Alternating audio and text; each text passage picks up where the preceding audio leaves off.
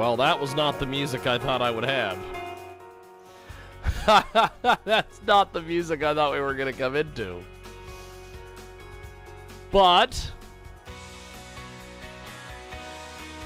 that is what it is. Welcome to, you're listening to, or something. I don't know. You're watching.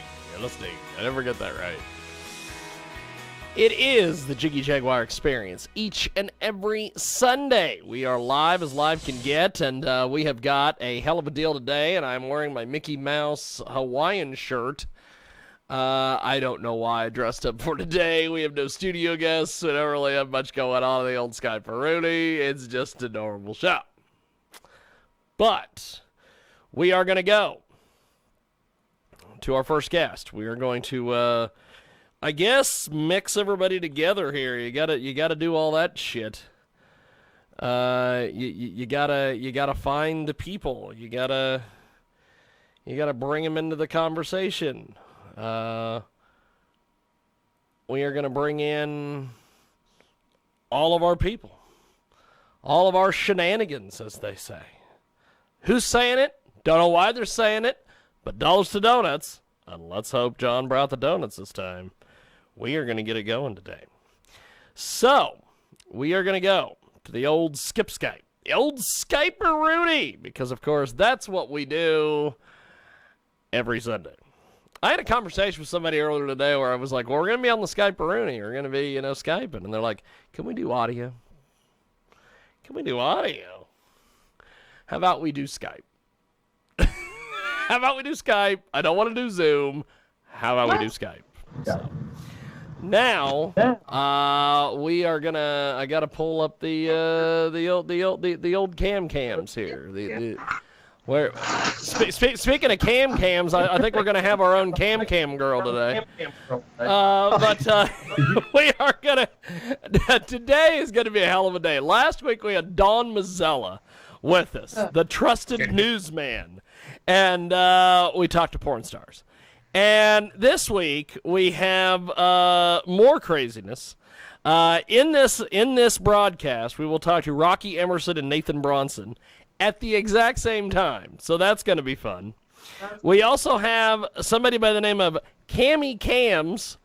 Remember, your name is your destiny. Meet porn star CammiCams. Then we will be talking to Mr. Focus today, who, if you couldn't tell by the name, he's a rapper. And then we are going to be having on our first guest. But before we do that, we want to go around the horn, as they say. I never thought I'd ever be able to say that. I watched that show in high school. I never thought I'd ever be able to say these words. But we're going to go around the horn.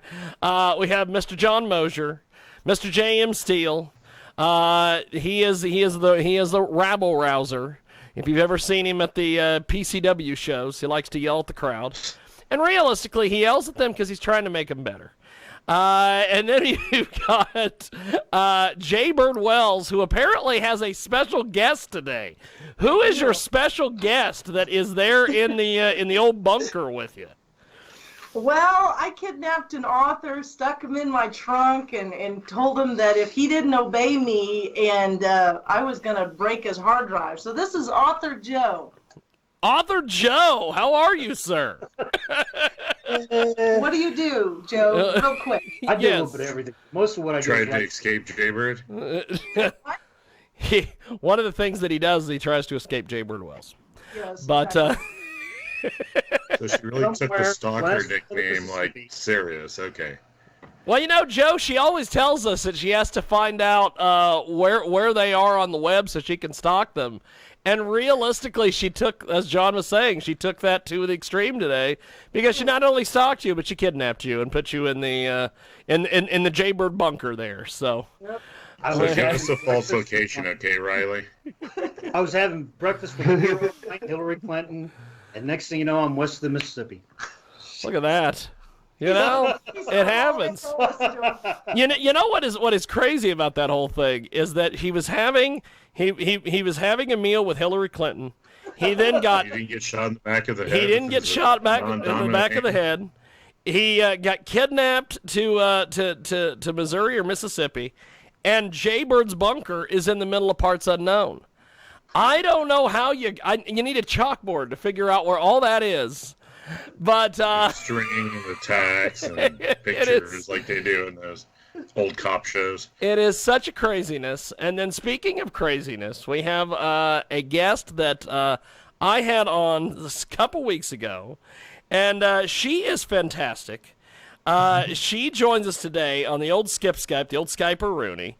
She is a producer. She is a videographer. She is, and I love this, that she's a transgendered performer, producer, videographer, and then also she's a hiker. I don't know what the hiker has to do with any of the other stuff, but she is T.S. Ryley, and you can find her on the old internets at tsryley.mannyvids.com. And she is joining us today, I believe, from the home of John Moxley, Dean Ambrose, Cincinnati, Ohio. Hello. So I picked obviously the worst spelling of Ryley to find, so thank you for spelling it out. So many people get it wrong. Well, another thing also about Ms. Ryley, if you will. She has a unique talent that she goes and speaks at Star Trek conventions. Yes. And she does all sorts of things in the sci-fi world. I want to start with that. How in the world? Oh, and also joining us is a cat. So My cat, she's awake for this, so I'm sure you'll hear her. That's how she gets her name Piper, because she talks a lot. Oh my goodness, she's joined us early on. That's fantastic. She's going to be around for a bit. So, Ms. Ryley, first of all, let's start with the Star Trek convention situation. Yes. How in the world do you get caught up in the world of the Star Trek fan, plus something else? I've been to some of these CammiCams. There is nobody like you walking around at these CammiCams. Oh. Believe me. So at the Star Trek conventions, there's always people that are working and helping out by doing either cosplay or just doing something to contribute, volunteer. And I suck at making outfits and makeup. So one of my ways was I video edit. And they had this music video contest at all the conventions. So I won the convention. I won the contest for the best music video. It was just a collection of love clips where they're all kissing. Where Quark falls in love, where Data sleeps with Tasha, a whole collection of those clips. And when I won that, I was able to talk to the guy that runs the convention, and I was able to actually talk with him about the Star Trek video games, which nobody ever wants to talk about. So I looked at it as my way of contributing towards the conventions, and for me, it's more fun to be behind the table, either producing, vending, helping something behind the scenes, and just attending. So it was cool. I got to meet a lot of people with that, and it was a lot of fun. I did that for about a year and a half. Wow. Now, Jay, it is kind of interesting that we have somebody from the quote unquote Comic-Con fan world with us today. Yeah. Do you have any questions for Ms. Ryley while we have her here? Oh no.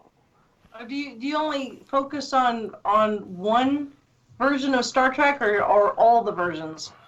Well, the presentation, in the very beginning, I point out that it is not the encyclopedia of Star Trek video games. It's the history of Star Trek video games. So you can go through the beginning of technology and look through it kind of advancing. So I go through a lot of games. I cover about 25 games in the speech, in the presentation. But obviously, there's hundreds of games, and that doesn't even include fan games. So I go all the way back from QBasic, DOS, the Amiga, Nintendo. Then I go through like the Sega CD. The Windows 95 is my favorite era, all the way up to the latest Star Trek Online at that time. And I was able to meet some of the people that were that worked on Star Trek Online, and I was actually able to interview one of the programmers for the Star Trek Deep Space Nine video game that was on Sega Genesis and Super Nintendo. So he was all about telling me the differences on why one is better than the other. In the end, the Sega Genesis version is better than the other. If you're curious, looking out that old game. Well, Joe's also from the Comic-Con world. You got a question? Not really. I'm not really from Comic-Con. No. You're not? Nope. Gen Con's the big one for us around here. That's up in Indianapolis. That's usually every August, and that's probably the biggest convention that we have over in my area. But a lot of awesome cosplaying outfits created. But I'm not that good at it, so I'll make a video for a video contest, and what the fuck I want. There you go. One of the cosplays I wanted to do was basically a red shirt and like fall down every few feet. Oh, being the red shirt person that always dies. I want to be like a Davo girl, is what I think I'm going to try and do next. That'd be cool. From the Deep Space Nine series. That's my favorite one of them all.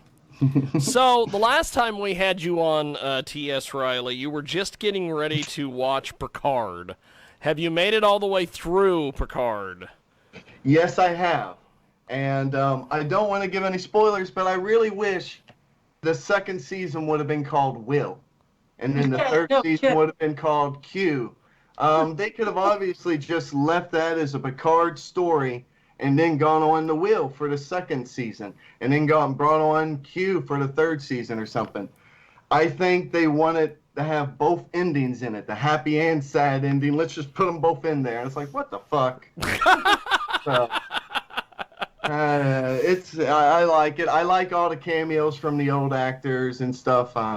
So it's always cool seeing them and new stuff. So it's just like, could have ended it, but the new adventures, Yes. I like it. The one cameo that we didn't get, and I always have to bring this up, is the fact that Geordi was not somewhere reading a book to children when they found him. I'm sure they'll have him on it. They'll go through the whole cast. Now, with Star Trek, are you keeping up with the new stuff besides this Picard? Or are you focused on some of these new Star Trek things they're going to be doing? No, I know there's Discovery, the new season, and they just said they were going to do the spin-off series, which is off of characters from season 2. And then they've also talked about doing a spin-off on the Sector 31, which I love just hearing about Sector 31. I just want to hear more about it. That part of it's really cool. The cartoons. I heard that they're doing a Nickelodeon cartoon, which I think is great, because it's going to be able to get kids into kind of sci-fi, NASA kind of stuff. And I'm curious to see how they turn that out. The Nickelodeon cartoon, the most, to just making it PG-ish and adventurous and aimed at kids. So it's really interesting. They're just bombarding you with stuff right now. But it's all CBS has got for their online service, so they're just milking it right now. They're just milking the crap out of those Star Trek things. They are. Yes. But I like that it's better in a TV format than movie. I think it does better in the TV hour-long format than trying to be a big Hollywood budget film with a bunch of special effects. It was more about the stories than all the bells and whistles of action scenes. We have got T.S. Riley with us today. She joins us live here in our broadcast, and one of the things that I brought up earlier is that she's from Cincinnati, Ohio. Don't let Jay know. She'll come kidnap you, and you'll end up like Joe there in the bunker. You'll but at least you and Jay can share makeup tips and everything. and things. Theme parks. We got Kings Island here, which the Brady Bunch keeps on coming back and visiting. See your point. Episode. So, one of the things, like I mentioned, she's Cincinnati, Ohio. She's home of she is from the gimmick home of John Moxley, WKRP. Dean Ambrose. Yes. Oh WKRP as well. Yes. I'm old. That sitcom is hilarious. I love it. Oh, they still. You would think it's mandatory that they play it here, but they don't. It comes in spurts, and it's just like this should be on every night. You're in Cincinnati. What the fuck? That's great. Oh my god, it's a great show, and it just, yeah, especially Now, being where are based you in from Cincinnati. originally, T.S. Riley? I remember, like, the last year on, I was listening. Where is it you were originally from? Because you moved up to Cincinnati, didn't you? Or are you from the area? Well, I'm from like the Kentucky, Louisville areas where I was born. Okay, that's it. So, y'all. Do you know a guy named Kenny Bolin there? Do you know a guy I'm by the sorry? name? Do you know a gentleman by the name of Kenny Bolin? Oh my He's god. from Louisville. He's from Louisville. No. We're kind of big Bigger smart Bolin. asses. He was a manager with the wrestling company there, Ohio Valley Wrestling. Oh. Him and his son both were like that, so we like to tease him once in a while when we can just drop that in there. So No, but I'm nobody famous, so that's probably why I haven't heard of them. They haven't bothered to acknowledge me. okay, good enough then. I'm cool. with that. Now your tattoo there on your shoulder is not a Dean Ambrose tattoo. No, but I get mistaken for that quite a bit. I also get Avengers when there's Avengers. Like, oh, cool Avengers tattoo. Yeah, thanks. Like, it's so hard Oh, from being the punk music and stuff. And growing up, I was a skater back in the day. And that was my actually first tattoo. And I was freaking out when I got it because I didn't know ink bleeds like it runs down your arm. So I just see all this red. And I'm like, holy fuck, I'm bleeding. Like just mass bleeding, but it's not. It's just the ink running down your arm. And the guy was really weird. He wanted dead silence. And we listened to the latest Primus album, and he wanted to hear the Primus album, so that's why I don't want you to talk. And I was like, that's my memories from getting this tattoo. Yeah. That's awesome. Just sit down, shut up, and don't speak. I want to hear this album. It just came out today, and apparently he was a big Primus fan. That's awesome. We have got T.S. Riley with us today. She joins us live here on our broadcast. And as she mentioned earlier, she has got the hardest spelling to spell Riley ever. R-Y-L-E-Y. She is on the old Twitter machine at R-Y-L-E-Y-T-S. And you can also find all of her links, allmylinks.com/TSRYLEY. And she's with us today live on the big program. Search engines are even against me. Sometimes when you put in Riley that way, it's auto-corrects it to the other way of spelling. And I was trying to be unique, thinking I'll spell it different. Maybe it'll help me, stand out a little bit more. And the one name thing sure worked for Cher and Madonna and Seal. So let's try that. No. As you see, I'm on the bottom of like the 12th page now. It hasn't worked out so far. Hasn't worked out well. So you are also known for your porn work, which is your calling card. So she supports the Star Trek thing, so So is there any Star Trek porn? No, but that would be a great cosplay. I never thought about doing that, but just get into the outfits, That. come up with the sets and stuff. I know there's enough fans that would just be into it just because you're doing Star Trek. But I would probably get really in depth with it, and it's got to be this, and this isn't time period for this series, but that's not a knockoff. But that'd be a good idea. Didn't last bring year. a whole new meaning to Deep Space Nine, huh? Deep Space Anal 9. So what is Gone before. what is the what is one of the worst porn that you've ever made? One of the worst porns I ever made was early on. I've been in porn now for 3 years, so I feel like that's fucking amazing. Most people only make it a year, 6 months a year. So what the fuck? I've been in it this long. So I feel great that I've been in it. It's to even be in it this long. But early on, I did a video. It was a custom video for somebody, and they gave me a really long script, which is something you're not, you don't do for customs. But I did this custom video, and I was nervous because I was early in doing porn, so I had rum off the side, and so in between shots, I'm just chugging rum. And as you watch the video, from the beginning to like halfway through, you see me go a little bit tipsy to just flat out drunk. And I'm slurring my words, and I'm saying stuff like, oh, you want to see my feet? I mean cock. Yeah. I mean, I'm so slow on my movements. I'm tipsy. I look incoherent. And anytime anybody buys that video, I feel so bad for them. I feel like I should send like an I'm sorry I made this video.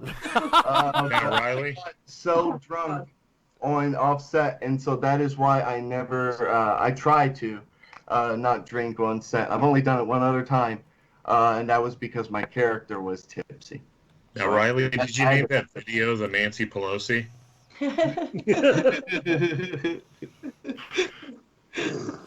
Okay, sorry, I'm done with the bad jokes for at least a few moments. Oh my God. Oh, bad jokes are the best. I love them. Corny jokes are so good. So, okay, if that's the worst, what's the best? Yeah.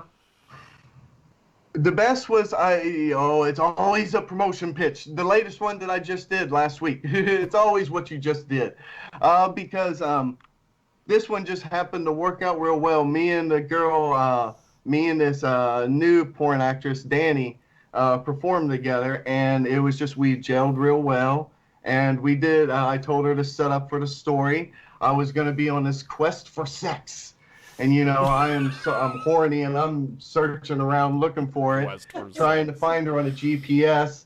And I'm going through the woods and stuff. Eventually, I find her, and we have really awesome sex. And it was just really natural. It wasn't, in some porn, it's more staged or there's more acting to it. This one was more sensual, where it starts off kissing slower and then leads to some hard fucking at the end. And the cum shot was more natural. And everything kind of, she was a great actress. She got her scenes down right. I was the one that fucked up if anybody fucked up.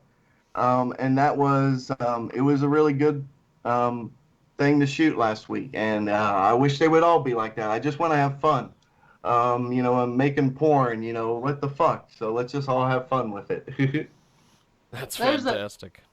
A normal porn question. Is there people that you just work with that you can never work with ever again? I'm sure there's people that work with me and they're like, I never want to work with her again. Yeah. But it's everybody's got their own preference. I mean, people still choose who you sleep with. It's not like you go down this list or a checklist. So people hook up because they want to hook up, or they want it to fuck anyway. So let's just film it. So everybody that films wants to work with each other until you don't see them work with each other anymore. So you've done the best and the worst here. So what is I notice, obviously, and this is how the rumors get started. I notice, obviously, that you've had breast enhancement. Yes, I have. That was the first thing I noticed. Was it very observant of you there, Jiggy? Was it? How was the surgery? Is it under or over? I always hear that from the folks that have breast implant surgery. It is under the muscle, I believe. Yes, under the muscle, so you actually feel the actual tit. I did saline, so they inserted it through the nipple, so I don't have the big scars underneath.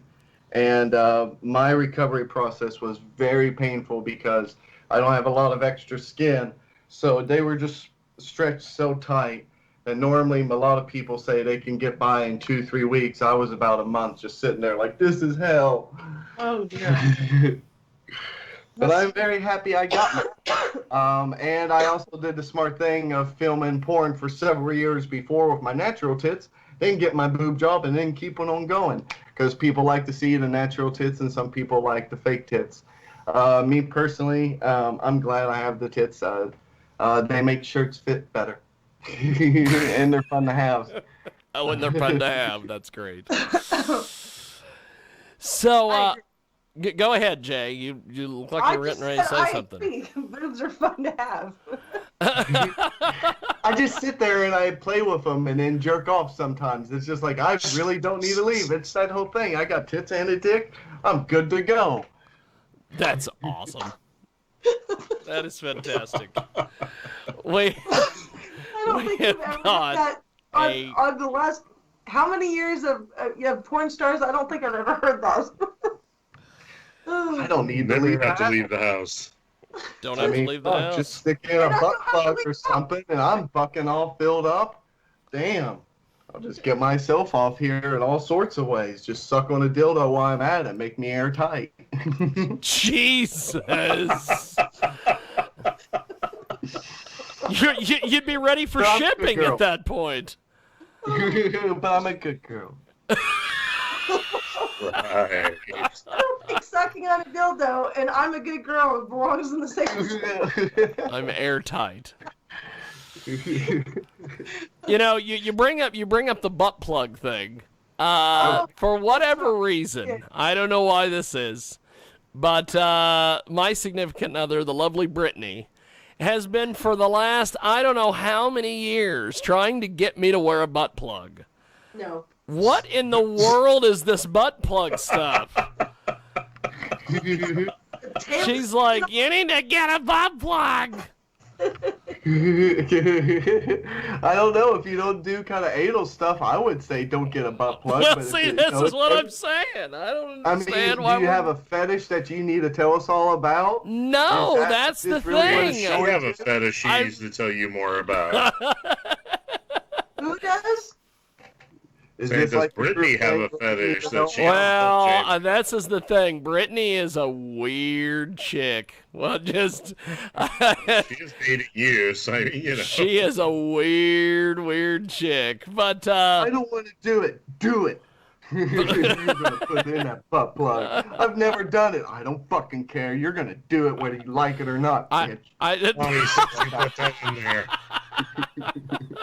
I love that. So, what is the craziest or nastiest freaking porn that you've done? Or does that exist? Did you hear that Yes. silence? She's got to go through the list. She's probably I get a lot of water sport video requests, and that's just not something I'm into. I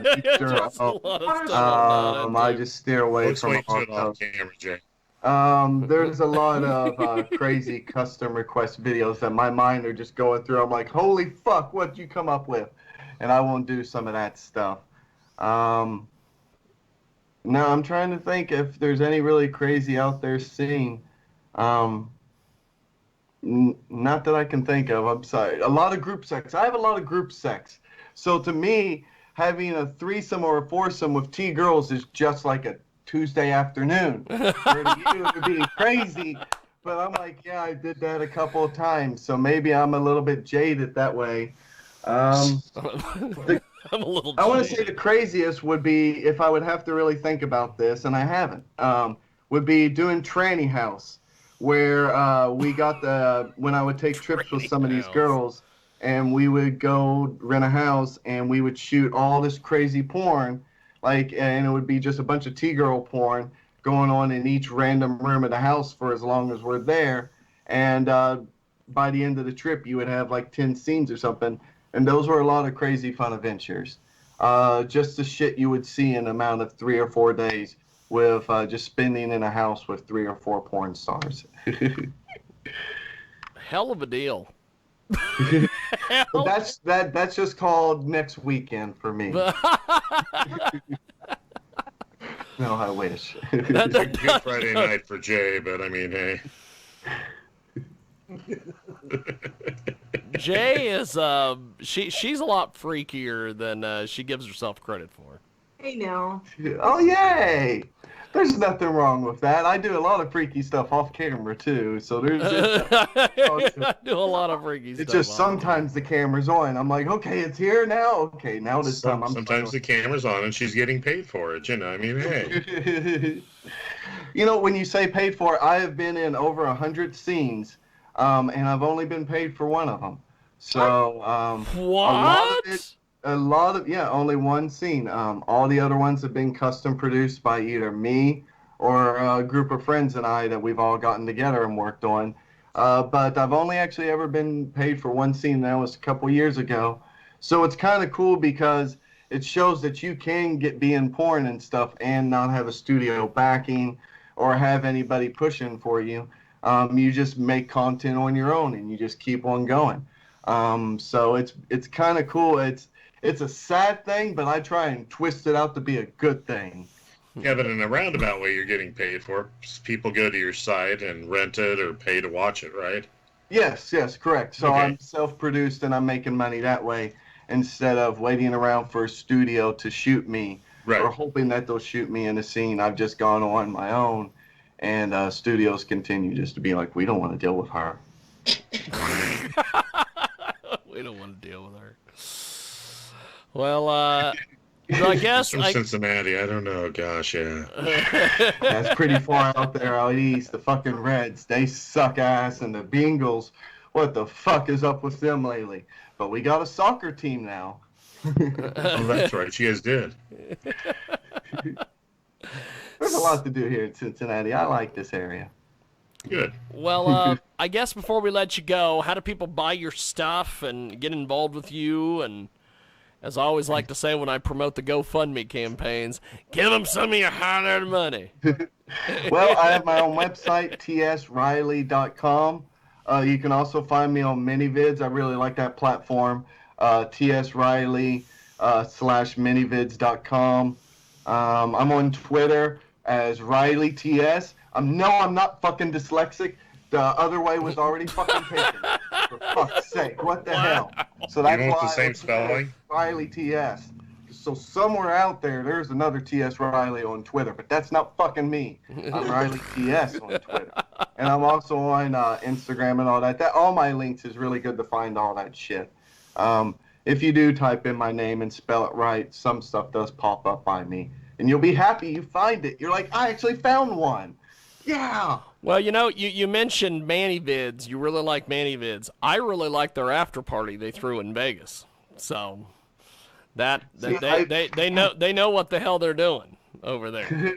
It looked like it was a lot of fun. I was at just filming a lot of porn. I need to be more social at these events, but I'm a workaholic. So when I'm not shooting porn, I've been helping or running a camera or getting something ready for the next one. So by the end of the day, we've been fucking exhausted. We're not going to most social stuff. Going further, I do plan on being more social at those things. There's got to be a balance between work and fun, and still trying to get it. When you're at a porn convention, you can fuck till your dick falls off, and people do it. Trust me. And they have to retire, but Well, I was told by the great Kimber Haven that there is a T-girl party or some sort of deal that you guys do in Vegas where all the T-girls get together and she films content or something. Yeah, well, she gave me an invite to this thing. If there's an AVN in January, I've been given an invite to thing this. that I was talking about. Yes. So if you can, go to those things. They're a lot of fun. She's a lot of hoot and stuff. It was really cool working with them and stuff. They're doing their own thing, and I'm doing my own thing now.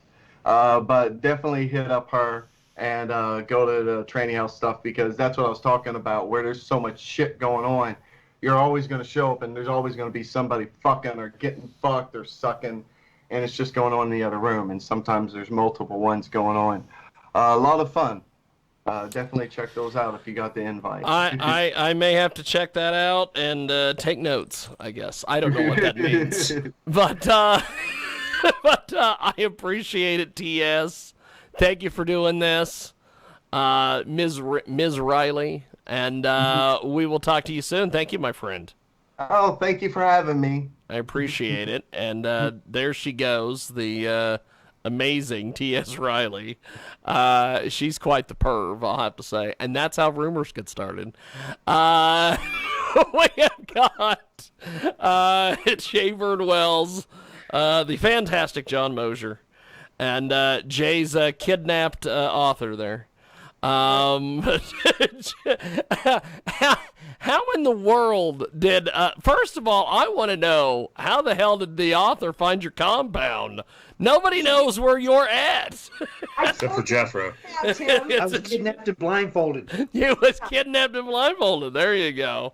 She used her bat spray to take him to the bat cave. Hey, I was having breakfast with Hillary, getting ready to swap black books with Bill, and next thing I know, I'm blindfolded and gone. It's gone. That's and I believe when they say that's how the sausage is made. And we are gonna go to our next guest. I am gonna try to find this gentleman, and we are gonna see what happens here. So Joe. So Joe, your first experience with a transsexual porn star, I'm assuming. Yeah, that's something I'm not familiar with. That's a hell of a deal, I have to say. He said he was having breakfast with Hillary. So, I mean, you know. Well, he was having breakfast with Hillary too. So yeah, she's a trans porn star. So that is Hillary. That is well. I didn't realize Riley was a transvestite. The first thing I saw was boobs. Well, I think that's what everybody, the first thing was they seen, but you know. I think, you know, that is the first thing that you see, and then you're like, oh, she's kind of pops out at you there, you know, and she's literally pops out at you, you know. She's a. So question, Jiggy, when you take me to Exotica in Illinois, am I gonna have to pull up? What is it? It was Crocodile Dundee. Do I have to do that? Oh my gosh. What? She's gonna. Oh, okay. I'm kind of an idiot. What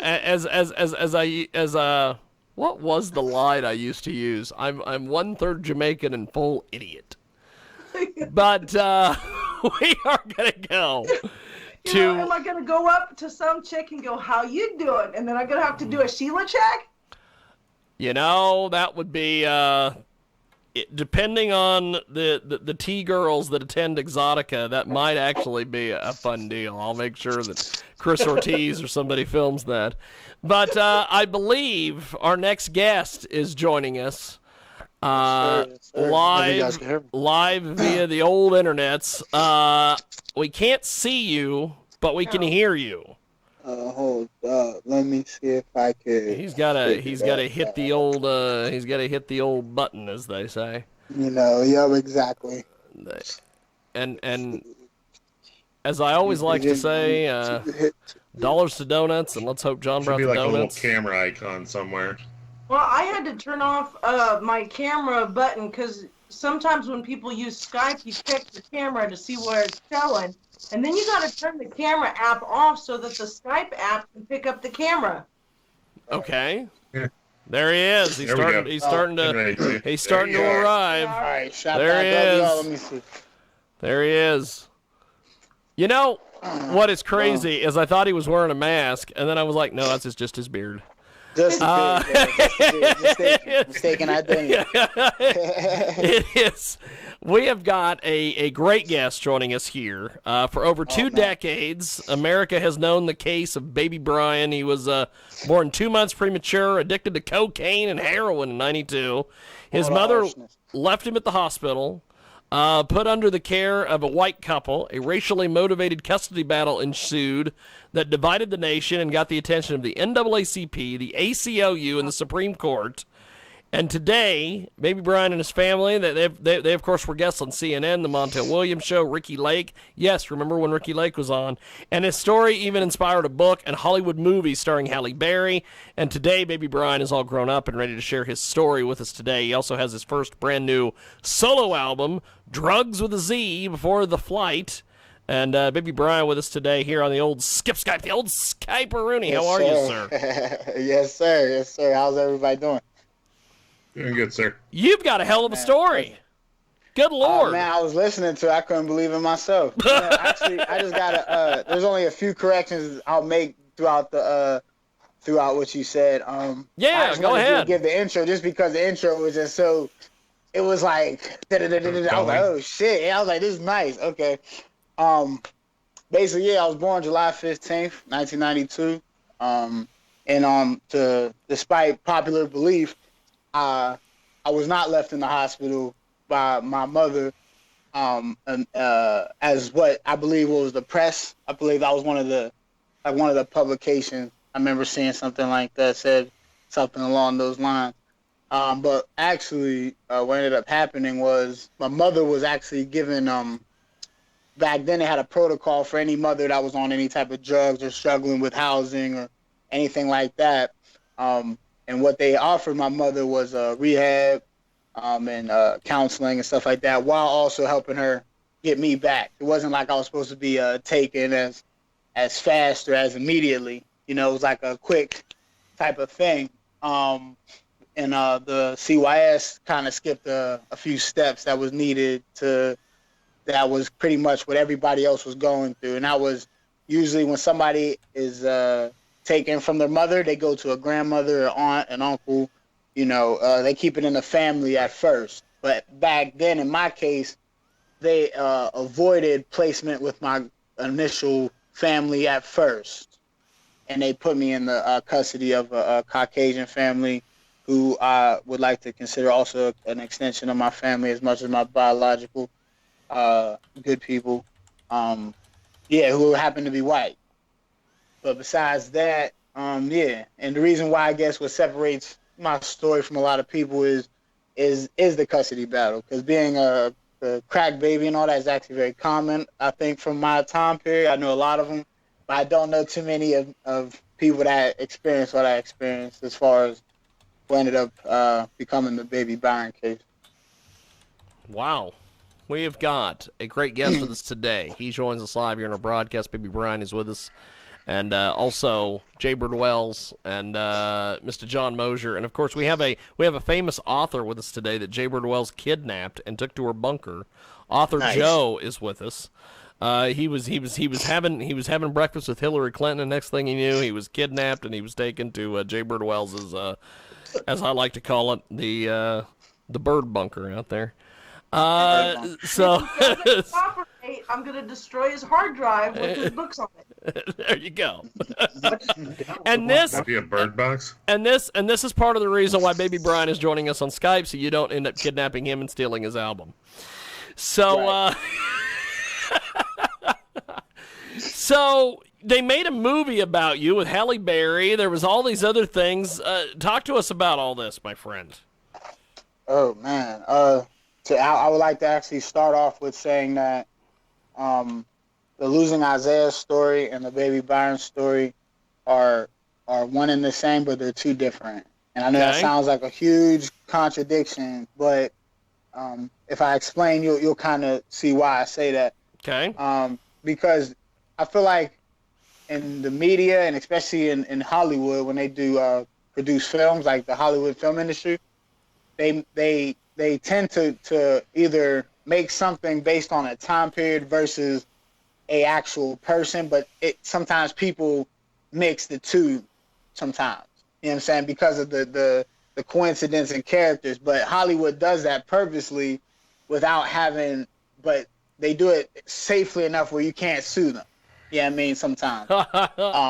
So basically, in other words, for example, I don't know if you guys are hip to like a lot of the movies that came out in the last couple of years, or like Black and Blue with Naomi Harris and Queen and Slim, Fruitville Station, movies like that. These are true stories mixed with like fiction. They're like what I consider period, like it's like a period film. We're stuck in, real life events that end up happening, and we just make movies on it. So with the Losing Isaiah thing, I think, in my opinion, Losing Isaiah is the story of a time period, because my story was being said, the Baby Byron story was probably the most highly publicized, but, I believe Tupac had a song called Brenda's Got a Baby, and the song is the same narrative as Losing Isaiah. You know what I'm saying? So it's a common story in the neighborhood to certain parts, but around the world, but it was just a movie based in the right time. But I feel like my story, which was in the media as well, helped piggyback off of the film, or helped the movie it helped get attention for the film, I think, because the Baby Byron case was 92 to 96, like, in the media, and that was in the 90s. So if you're talking about CNN and all the other places that you named, that's a lot. So, and that's a long time. So that movie came out in 95, so it came out in the midst of the hysteria or the conversation that was the Baby Byron case, that was the interracial custody battles and stuff like that. So it helped build momentum for the film. So I won't say that the film is based on me. I just feel like I helped promote it. I'm one of the I helped promote it at that time. It's my true story. Wow, that's pretty cool. So John, sitting here listening to Baby Brian, do you have any questions for him? That just sounds like the poor dude went through a after-school special thing. He's a little bit too young to understand that reference, but it's like, I mean, you name it, it seems like it happened to this poor dude. Yeah, just about. Just about. Only thing I ain't experienced yet is being rich or dying. So those two things are the things I feel like I haven't experienced yet. So I feel bad, neither of any of us, thank God. Okay. Well, then we're all in this group chat together, mutually. But other than that, no, I feel like, but honestly, if I feel like my life is just publicized. I listened to a lot of other people's life stories that didn't make documentation and didn't make press that is just as interesting, if not more, or just as, hardening, if not worse. I mean, it's just they didn't get the media attention for it.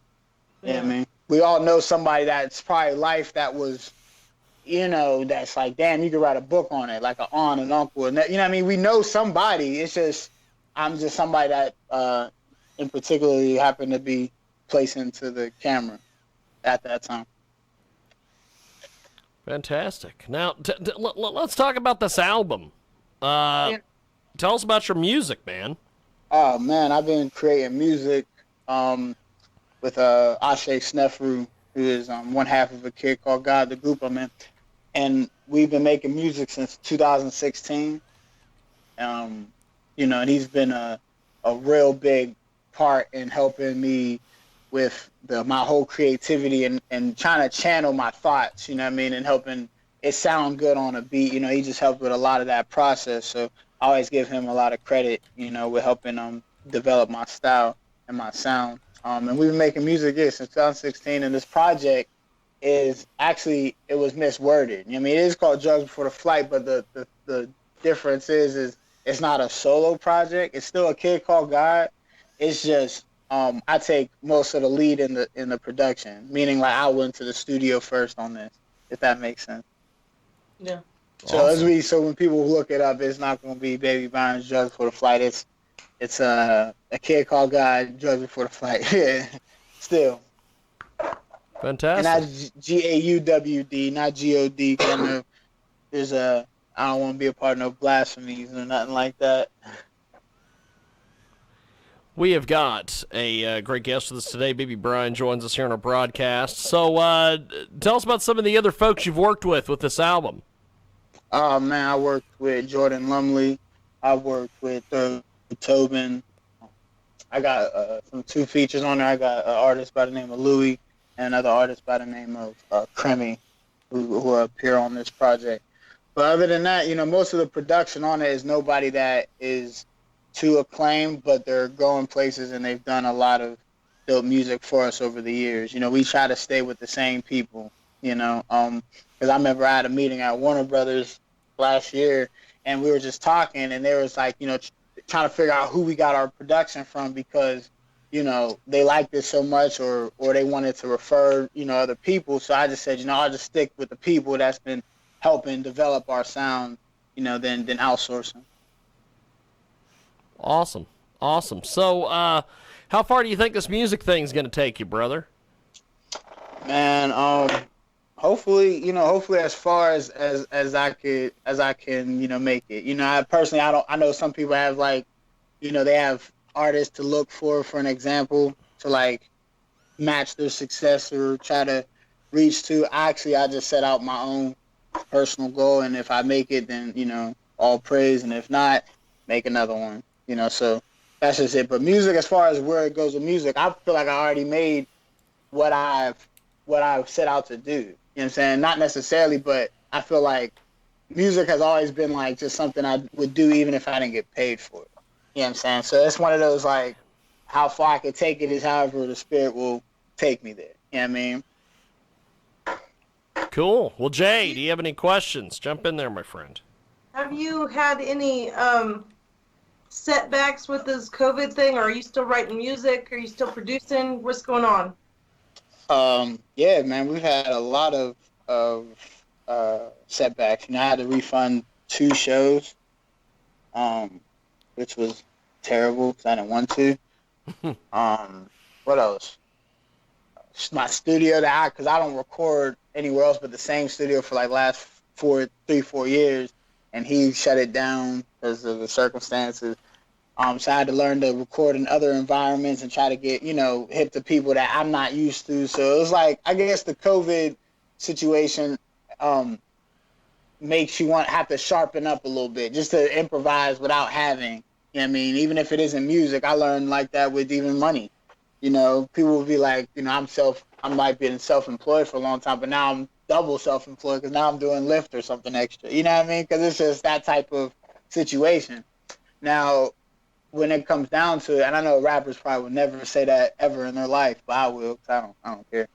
But if anything, when it comes down to it, like I said, it's just improvisation. This COVID has pretty much helped me with that. This heavy improvisation.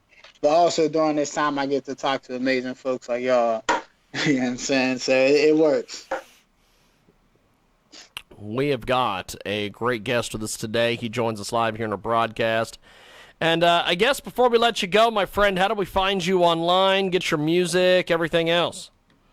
Oh, man, you guys can reach out to me personally at Kid God on Instagram or Facebook.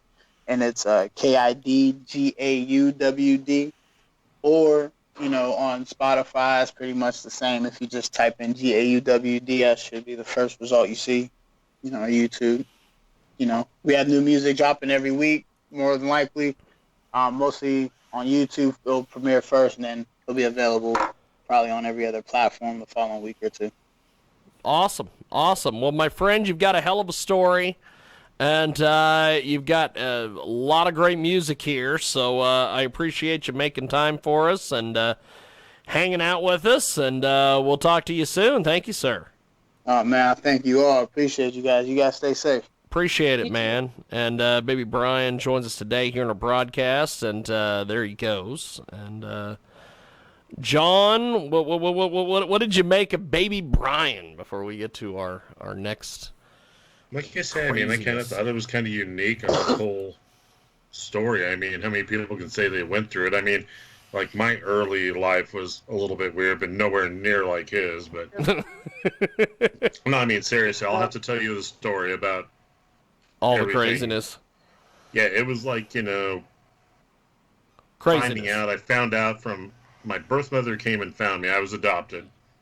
My birth mother came and found me in college. And, I was just like, I was the exact opposite.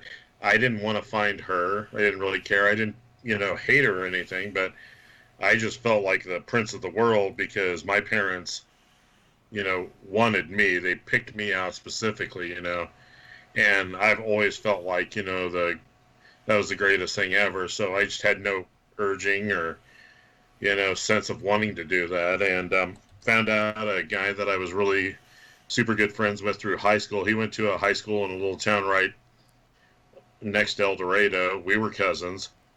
A girl that I almost dated was my cousin. And it was just like the whole story of my birth and everything is like a made-for-TV after-school movie kind of thing, after-school special. It really is.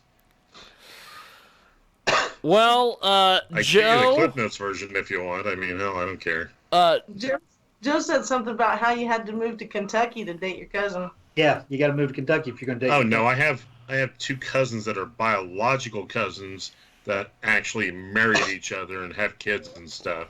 And, it's like, I'm kind of like, I'm glad I'm not really biologically related. Yeah. Well, we have got a great guest coming up here in just a few moments. And so you say. So I say, yes. Oh, and before we do this, of course. You got the New Era podcast guys on? No, but at some I had to drop that in. So at some point, I need to get them on. We need to see if I can get them to come in here and take a few licks from us. But we'd have the to make next sure their mom's making snickerdoodles. Yeah, and we have to give them credit because they're the ones who came up with how I was the big mouth witty broad. Yes. Let's give I don't credit. think you're a broad. Come on now, jeez. Well, the next, I don't even. Okay, good job, Jake. Don't even know where this is gonna go when we get this chick on here in a few moments.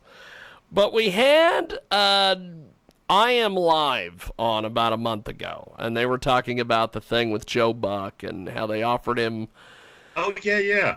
a huge amount of money. Well, apparently that video got viewed by a whole bunch of people. And one of them was a former cam model for I Am Live who is madder than hell. And so we're going to chat with her here in a little bit about this. And this is going to be interesting. Yes, that is the best thing I can say. She's mad at I Am Live. So Okay, just making sure. Jiggy? no, she's not mad at me because, God, why would she be on this show if she was? Well, here's the thing. I've had people on this show that have been mad at me too, so it's kind of an odd deal. That it's She's mad at John. No, she's not mad at John. Ray's She's mad not at mad me, at you. you know. She's mad at this I Am Live group. And so we're gonna get her in here and we're gonna Cool accent feel like the other dude did from the place. I don't know. She's I've seen her Twitter account, so she's quite the perv magnet, which of course she's a cam girl, so Wait. I would Who hope is she? She is CammiCams, and yes, your name is your destiny. Meet webcam girl, CammiCams. So we are Cool, I actually like that. we are going to go to CammiCams if I can get the old Skip Skype here to work properly. I'm trying to add her to the call, which is fun. Let's see here. You didn't ask me my take on Baby Byron. Well, go ahead. Nobody cares, Jay. I'm just kidding. That's awesome. That got a pop from You guys Joe. say That's awesome. something like that. So That's I great. had a hard time concentrating. Yeah, you kept calling him Baby whatever. And I'm like, Brian. his biceps and his muscles was not baby at all. You Shut like up. that? John. Put those away. Put those guns away, John. things are bigger around than his waist. Come on now. So let's see here. Trying to. So you were perving out to Yeah, Baby Byron. Yeah. Baby Byron. Okay. Yes. Well, let's see here. What is the shenanigans here? Maybe, okay, I'm going to have to do this. I'm going to have to call you guys back.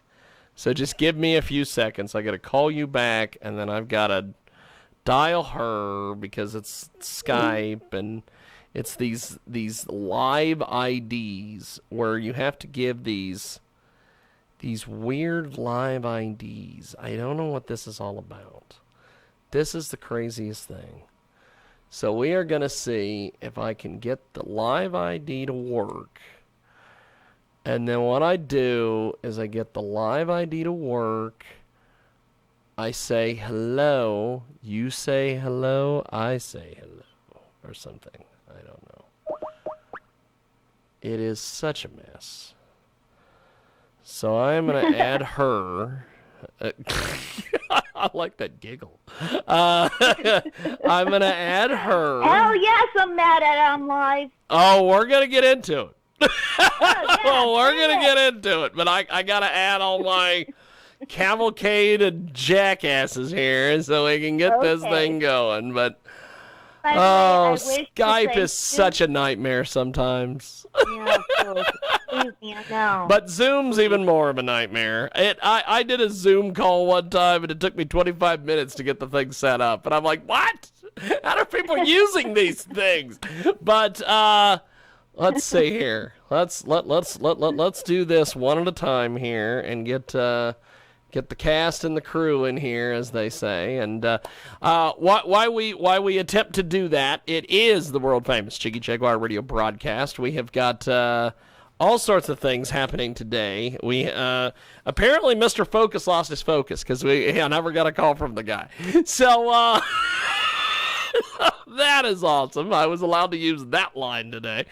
And we are going to be talking to Rocky Emerson and Nathan Bronson, who is not related to Charles Bronson, by the way, at the at the bottom of the hour. You know, what I always think is funny whenever I make that joke, I actually interviewed at one time Charles Bronson's ex-wife on this show, which is so strange. I don't know why I was able to find her, be able to interview her, but I had a PR agent dig her up and had her on here. But we're going to add John and Jay back into the old conversation, as they say. And once Skype allows me to actually do that. And if you're watching us on the old Twitch machine, add us as a friend or like us or whatever the heck it is over there. And you can also find us on Facebook Live, Periscope. I used to say Twitter and Periscope, and then somebody told me one day, they're both owned by the same company. So I just refer to it as both. It's kind of like I used to refer to the iPod. I used to be like iPod or Google Play, and it's like, no, it's the Apple Store. So things happen. I just am, like I've said many times before, I'm half Jamaican and full idiot. So we have to. See you. Well, Hi. we should be John maybe coming into the mix. Hi, John. I Howdy, think how are you, ma'am? Jay at some point is Very going good. to join us as soon as Skype lets me do it. This is going to be such an interesting conversation today. Because we had... Jay's going to be involved? Well, yes, because Jay's going to be involved. Whenever I mention things, like one time we had I had a rapper on this show years and years ago that, a rapper on this show? Who got mad at me for something, I don't know. And Come on, not you. No, not me. And so we had him on, and I immediately, before we got started, I said, okay, well, he's on because he was mad at Derek. It wasn't me. It was Derek Scaife. Thank God. It was Derek Scaife, and he was mad at Derek, and Jay immediately goes, oh, is he mad at me? No, he's not mad at you. And it was like she was disappointed. And so a few moments ago, when I said we were going to have Cammy on, which, by the way, I love the fact that your name is CammiCams because of the whole your name is your destiny thing. Meet webcam girl CammiCams. I just think that is fantastic. So CammiCams too. There she is. And 34 double D. I'll tell you, you have got quite the story. I guess we'll start there. Tell me a little bit about this whole thing and why you're angry and mad as hell and not going to take it anymore. So I want to do as much justice as I can to this whole thing. So let's start there, Cammy, or Ms. Cams, whichever you want to be referred to as. CammiCams is fine. Hey, that's or cool. Cammy. Perfect. Cammy. Oh, and by the way, thank you for having me on the show. Yes, I think this is Thank you awesome. for having her on the show. And my cams. So anyway, okay, so let's get started. Awesome. Okay. I started on omlive.com a couple of years ago, and I loved the site. It was awesome. I didn't really like the bonus credit payout at 30%. Last year, March, they changed the bonus credit payout from 30 to 20. I was like, oh, hell no. No. So, in other words, what they do is they take the bonus credits that they're giving out for free, okay, and they don't pay the models their 30%, 35%, or 70%. So in Wow. other words, they're making money from the models without paying them their normal payout percentage for these free bonus credits. Now, so that's a 10%, 15%, and 50% reduction in pay. Okay, and Wow. the models do not know this until after the private show. So I just got done fucking my pussy with a dildo, a hard plastic fucking toy, okay? Yes. Put on an amazing show for this amazing customer, member, fan, whatever you want to call them. I look at my earnings, and I'm like, wait a minute. No. I should have made 70%, okay, and not 20%. That's what got me mad. Now, during the corona crisis, Yes. unfortunately, there's a lot of models out there that can't cam because they have their children at home, and we're not allowed to do that. Well, yeah, and obviously. it's Okay. kind of a weird deal too. Right. So, yeah. So they're out of work. They can't cam. They can't make money. They're on welfare. The stimulus check is not working. We're independent contractors, so we can't get help Yes. with small businesses. Okay, so on that note, and also the webcam models that have contracted the coronavirus are not gonna go online sicker than a dog. Well, that too. No. That too. I had a skin infection. I've cammed with the flu. Well, not with the flu, with a cold. I've cammed with muscle aches, muscle spasms, everything imaginable except for the flu. Yeah. Okay, I mean, there's no way that I'm going to go online. Well, yeah. Oh, baby. Oh, do I turn you on? Oh. Just a second. there's Oh, wait a minute. there's enough freaks out there that might get off to something like that, though. But Well, yeah, go that's ahead. okay. And they probably live in Jiggy's apartment That complex. too. They probably do live over here somewhere. So the whole Joe Buck thing came around, and I was on Twitter, and I was like, okay, what the heck is going on here? So I contacted my model rep, and I was like, okay, don't you think that this is wrong? Don't you think that you should be helping the models with income or loss of income? You should be helping your models first, not Yes. some millionaire to do what I have done on MiniVids. I have a video. Sports broadcaster and the cheerleader. I commentated my own video. And then I Wow. went back to I'm Alive and then said, okay, where's my $1 million? That is fantastic. So anyway, okay, what got my account closed? And may I add again, I contacted my model rep to discuss this, my concerns about this whole Live for the blind, which, by the way, I love helping people. Yeah. I help people all the time. I help other models. I help my friend Priscilla of New Cam. She's gonna hate me for this. I forgot her own site. Well, anyway, sorry, Priscilla. So anyway, the blind don't need videos. No. Okay, it's called phone sex. Yes. Yes. It's called, That's what it is. tell your webcam model, I'm blind, which I've done shows for the blind, okay, and they were fun. Yeah. So all he wanted me to do was talk dirty. No, talk That's dirty. it. I'm a very good dirty talker. Very good role. Well, player. earlier when you were doing the whole I'm sick and doing all that, in a kind of a weird way, that I think it moved. So yes, I think you're a very good dirty talker, my friend. Oh, shit. Anyway.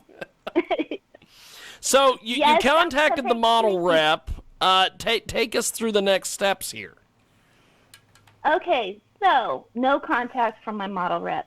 And I was like, okay, I let a day or two go by before I took it to Twitter. So then I tweeted on Twitter, and you've seen the tweet to Joe Buck and to Michelle Buck. Is this where my money's going to? Okay, to Joe Buck. I thought that was fantastic, by the way. Right. I mean, exactly. Bonus credits aren't free, people. The models are paying for them. Hello, wake up. And I was I was told that it was all a publicity stunt. Okay. Well, if it was all a publicity stunt, then why are they still looking? Well, that too. Mm-hmm. Still wanting to give $1 million to a celebrity. And then now they want to give away $50 million in bonus credits. Okay? Instead of taking care of their model. Yeah. Now, if I was working as an employee for OmLive, I would have did something better. Something that involves taking care of my models, making sure that they're safe, they're healthy, they're working. If they're not working, try and think of other ways of generating income so they can support their families. Yes. So, what really made me mad is that my account was still open. I was going to keep my account open. I was not going to say any more negative tweets, okay, that they considered negative, all right? Yes. Okay, which weren't negative. It was just simply asking, take care of your models. Yeah. How is that That's negative? it. Do you agree? See, this is the John. What do you make of that? Isn't she right about all that? I haven't seen exactly what was written, but it also depends on what you had, like in an agreement thing too. Because there were certain things when I was in. I know this is going to sound really weird because I'm coming from a different angle, from a different industry. But I was in restaurant management. There's certain things that you could say publicly, and there's other things you couldn't. It had to be in house, like either A, through an arbitrator, or B, through HR or something. So I don't know what your setup was.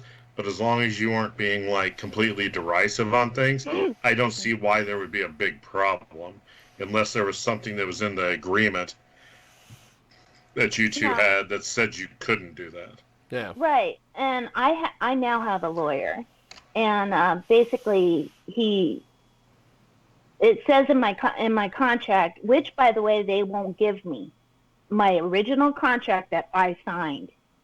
Wow. They refused to give me. They cut off all communications from me after they closed my account for negative tweets, for 4 tweets that they deemed negative, which were me just asking, take care of your models. What the heck is going on here, basically? Yeah. That, and before I went to Twitter, I contacted my model rep. he didn't answer me back. Wow. Okay. Right. Okay. So then I took it to Twitter. I kept my account open. The next day, my account, boom, closed. Yes. I'm like, what? For what? So then my tweets got really negative. I understand that totally like that. I would think they would, I mean, since you got a lawyer, which is smart like that, they'd have to supply the lawyer with a copy of your original contract, so maybe they can see what's there. So their Allura laws don't pertain. I have to take them to a court in Allura. So I'm not flying to a different country just to sue them. So you know what? There is life beyond I'm live. I am now not so stressed out, because there's a lot more that's going on behind the scenes that nobody knows about. Well, somebody knows about. Well, yeah. Right. But it's not public. Yeah, it's not public, but I can make it public. Once you can, like that's what I was saying. It's all up to you.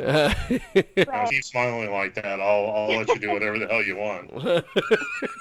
Sorry, Jiggy. I'm smitten with a nice young lady here. So. Are you looking at my tits again? No, I'm looking at your face. I like your face. I mean, I used to work in nightclubs. I've seen Hooters before, but I mean, I like your face. Oh, yeah. I've been doing this for 11 years, and before I became a webcam model, I was a topless dancer, and I used to work for a porn star who was a son of a bitch, but he knew the business. He was like, "Okay, you that's girls, awesome. If I see one more free dance, I'm gonna can your ass. I'll report you to the cops." I was like, "Whoa." And then before that, I was a nude dancer. So I've been in the industry for many number of years, but I've been a webcam model June 1st for 11 years. Wow. That is awesome. You should have a following then, because, I mean, I'd follow you, but... Well, I do, but I'm not a porn star. I'm amateur porn. I have over 600 videos. Most of them, about 90% of them are on minivids.com. Then I'm with MFC. I've been with My Free Cams for 11 years. I have not had one problem with them, ever. Well, nothing like that. I'll tell you, My Free Cams, those guys are pretty damn fantastic. I have heard all sorts of different things. In fact, we went to Exotica in Denver a few years ago, and I never heard anything nasty about them. And they throw, parties for their models. They give them so much free crap with the name on it. There's Manicam slippers. There's hats. There's bathrobes. All that stuff. I'm not into going to model shows, and I can't afford to go to model shows, because I'm the only income in my family. And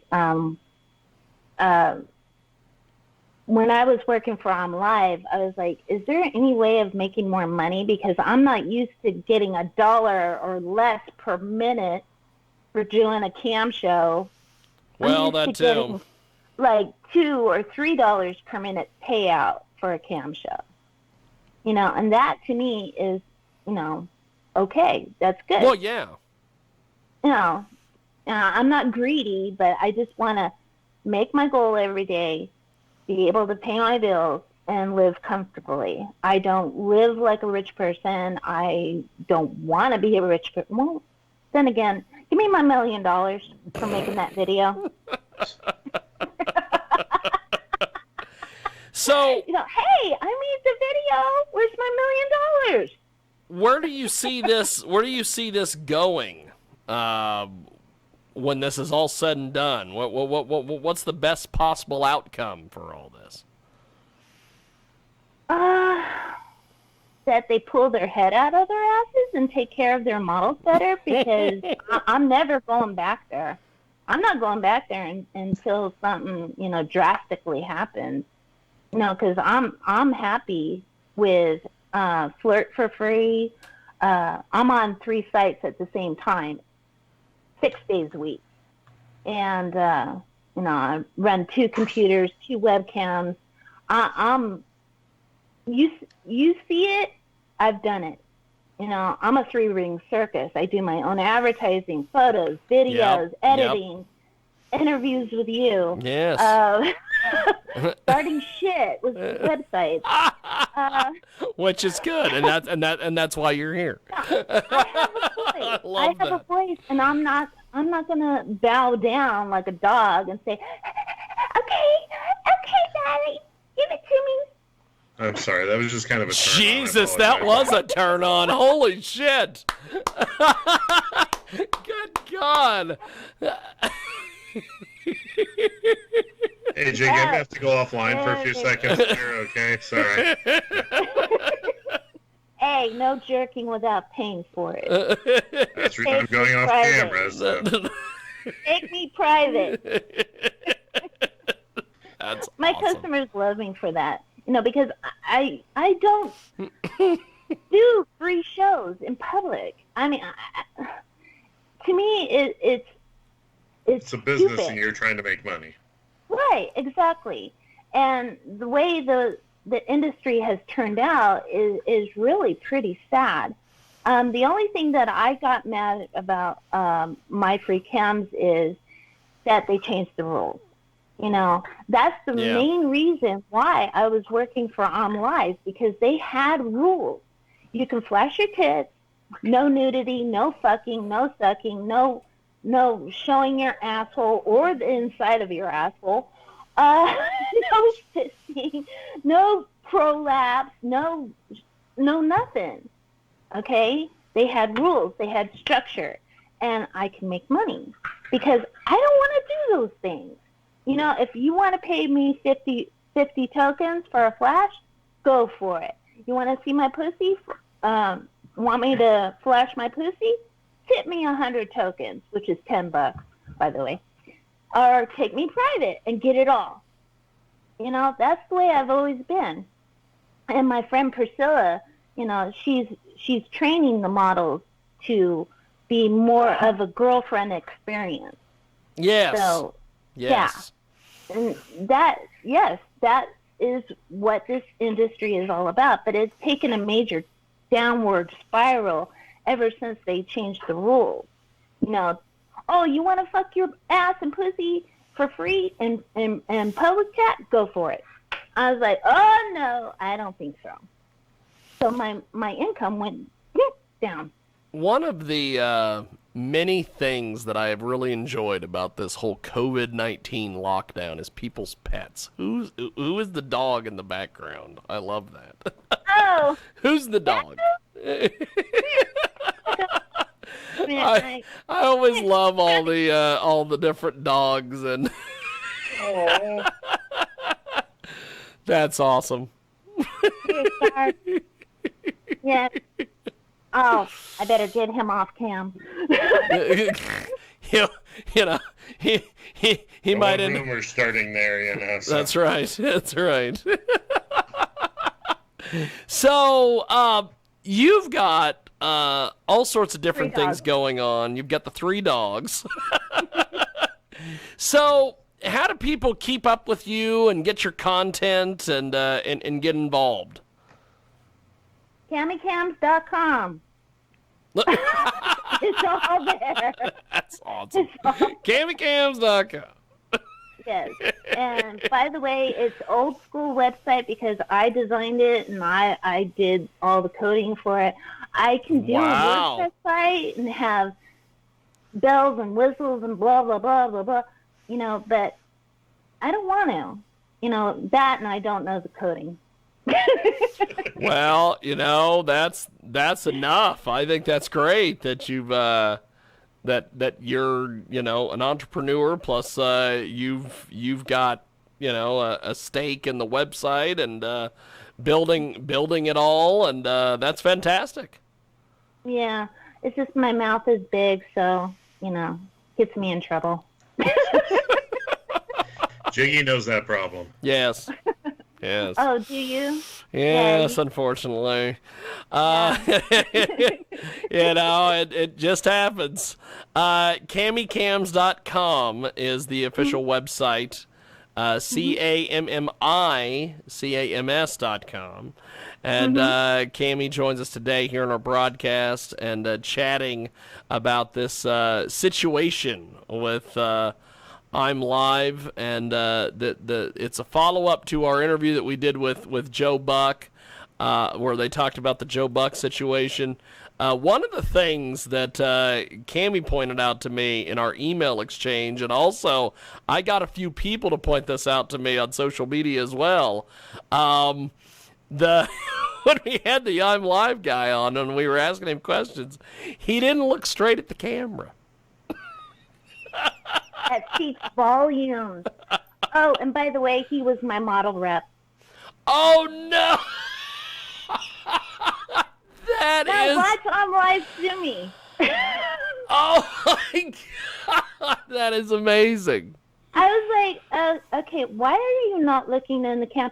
I'm wearing glasses because Sunday is my day off. Well, that, and okay. You've probably, and you're set up, okay, you've probably got guys lights and all sorts of money crap. For this, all right? I'm not wearing any makeup. Well, a little bit. Hey, Jiggy, I'm going to have to go off camera again for a second there. Gosh.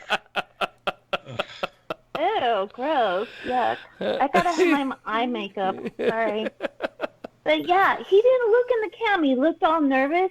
No, and I have to be honest with you. I've done a podcast on the phone, and yes, that was me saying, can we do this on the phone? And you said, no, you got to do Skype. And I'm like, okay, I'll do Skype. But I didn't know it was going to be live. Whoa, this is live? So I was really nervous. But you're great. Well, thank you. Don't let that get around to the radio industry. They're not big fans of mine either. But John, I guess as we go here, do you have any questions for Cammi before we let her go, pertaining to all this stuff? No, I'm just loving her face and her voice and everything. So, I mean, the rest of her is really good too, but.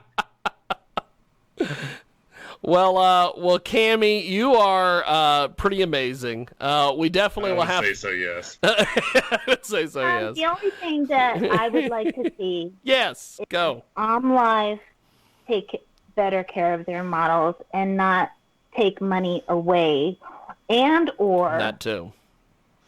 Tell them before the show. Okay, this guy has bonus credits. Oh. By the way, the customers don't know that they have bonus credits. They don't know which ones are real and which ones are bonus.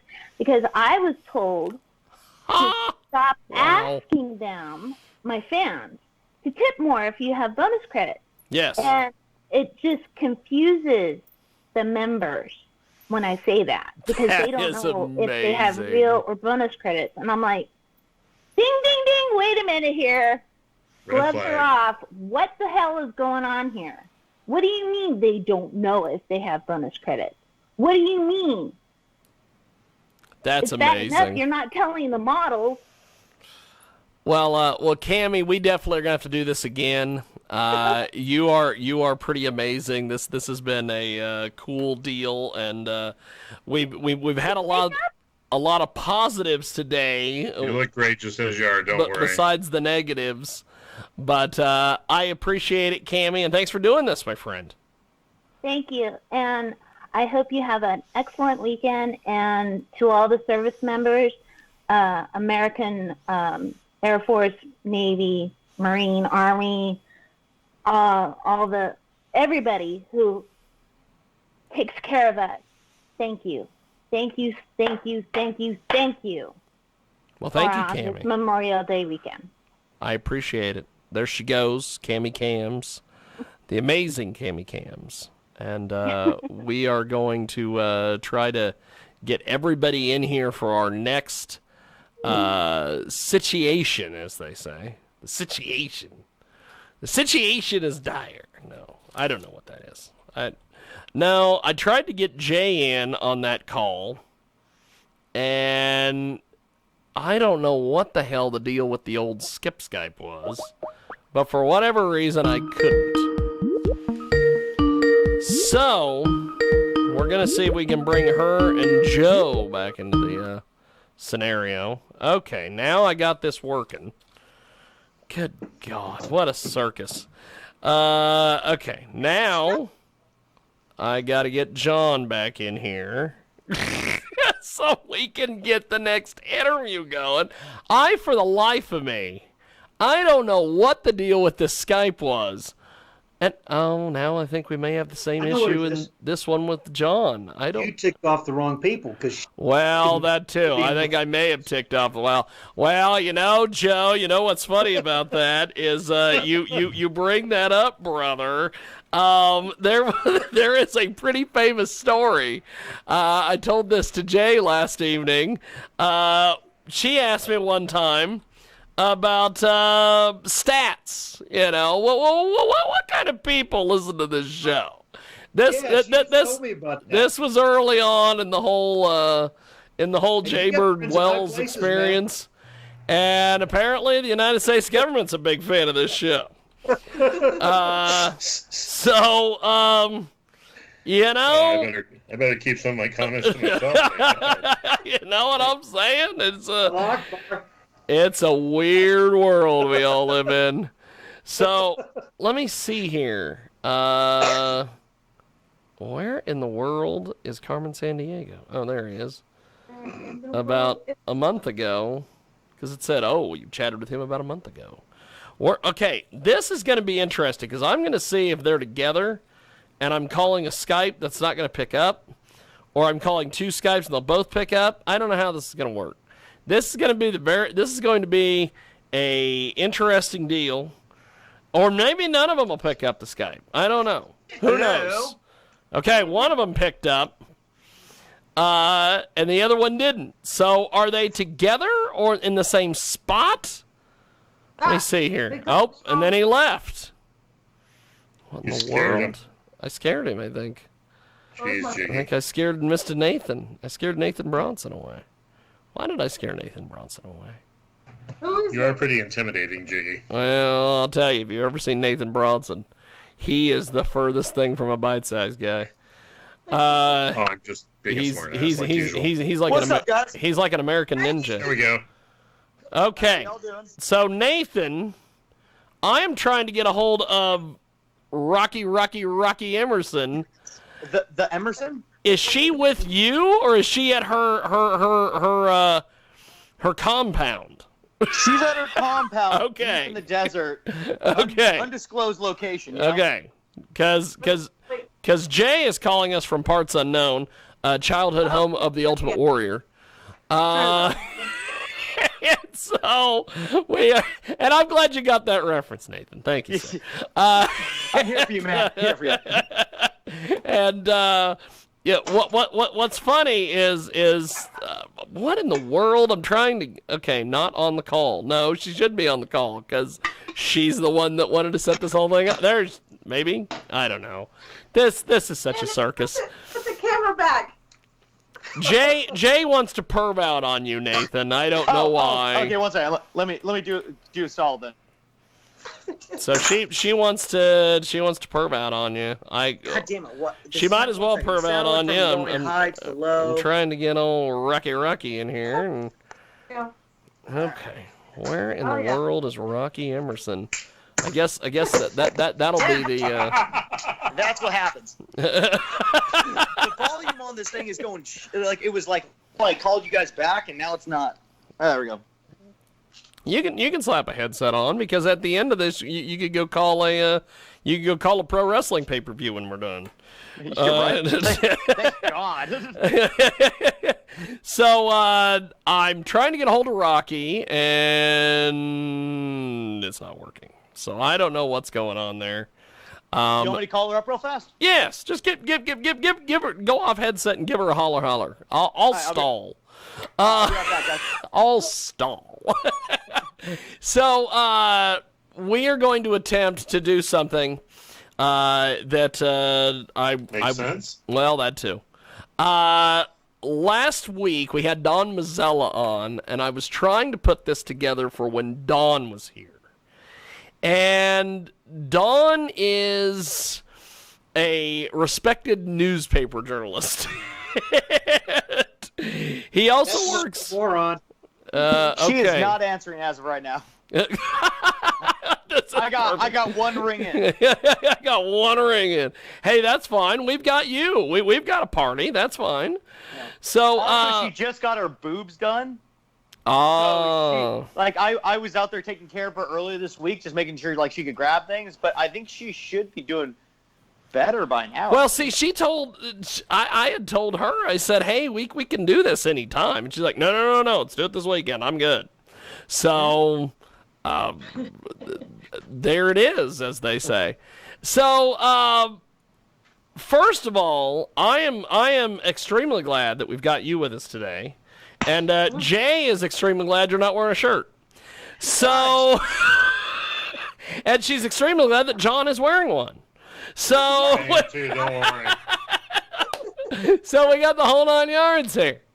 And this is going to be a hell of a deal. Welcome to the Sunday radio broadcast as we do this, of course, each and every Sunday.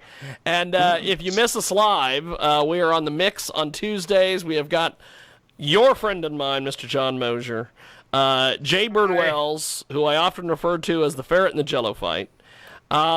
We have author Joe with us today, who earlier we found out today, Nathan, that he was having lunch with Hillary Clinton, was kidnapped, and now he's at Jay's house. And wow, My day's not been that interesting. Be happy. Otherwise, you'd be at Jay's house. That too. And then we have adult film star, stunt man, man about town. He's like a grilled cheese in a Cadillac, stylish but yet classy, Mr. Nathan Bronson. And, I love that. And, that's good. Good tagline. Grilled cheese in a Cadillac. I'm putting that on my Twitter now. Because right now it says grade A beef you can count on. And hey, that sounds better. So Nathan, what in the world is going on in your world these days, besides being buff and a hunk and all these things, according to Jay? Fuck. Well, like, I'm really getting into this idea of where I get to stay at home, and I'm forced to do it. That's really the shitty part about this. I'm trying to make new things happen for me. I'm working on my YouTube channel, building more cooking videos. But at this point, man, I'm just waiting to get back to work because, as we can all know, I have some jobs that for OnlyFans, ManyVids, Pornhub, and it's bringing in a little bit of money, but it's not 2, 3, 4 months worth of money, So it's getting to a point I think we can all feel it where it's like, oh wow, that account is just. Oh yeah. Yeah. But on the upside, I've gotten more stunt gigs because of this quarantine, because they want people stunt families that are together. I live in a house. I live in a property with 5 stunt people. So when this is over, I might be getting a lot of work. So on that upside, quarantine's been great for stunts. There you go. I'm definitely getting jealous of what everybody else is getting to stay home and I have to go work. Oh, man, I honestly wish I could be working right now. But I'm that kind of person. I'm just workhorse. I'll just put me to work, please, God. You leave me at home with all my imagination and stuff, and I start doing things like rebuilding my house, and then I'm like, okay, everything's done.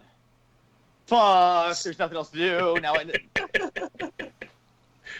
That's why it was such a pain when everybody was saying that doing home projects was not essential. It's like, yes, it is essential. 100%. And thank God Ace Hardware's been open and it's right by my house. Because if I didn't have that, I had to go all the way to Home Depot all the time. I hate going to Home Depot anyway, but this Ace Hardware, perfect. Nathan, and their barbecue section is off the hook. Nathan Bronson with us today. We were supposed to also have with us today Rocky Emerson, because we were going to have I guess porn to porn chat today. I guess. Well, Just got a picture of a green curtain instead. yes. Yeah. Well, Is that that's behind all. the green door? Is that kind of an homage to that? The green door, yes. That is Behind often the green referred door. to as the Jaybird Wells cam when she's here. But so Nathan, you do the stunt stuff. You're working out like crazy, which of course as we can tell there, you've got like an 8-pack or something, or 6-pack or something. What in the world do you do since you're a stunt guy? Are you a kettlebell guy? Are you one of these CrossFit people? Or That's a very broad question. That's like when people ask me online, like, "Oh, what's your workout routine?" I'm like, "You don't want to follow that." It's because it makes You no don't sense. want to Really, it's follow like, that. okay, so today as soon as I'm done with this, I'm going to clean my house a little bit. I'm going to go outside. I've pretty much purchased the equivalent, which is a whole gymnastic gym in my backyard. Wow. I'm actually even working on getting a Olympic grade trampoline into a spot in the corner of my house where I have a garden, and so I can work on the spinning and my precisions of flips.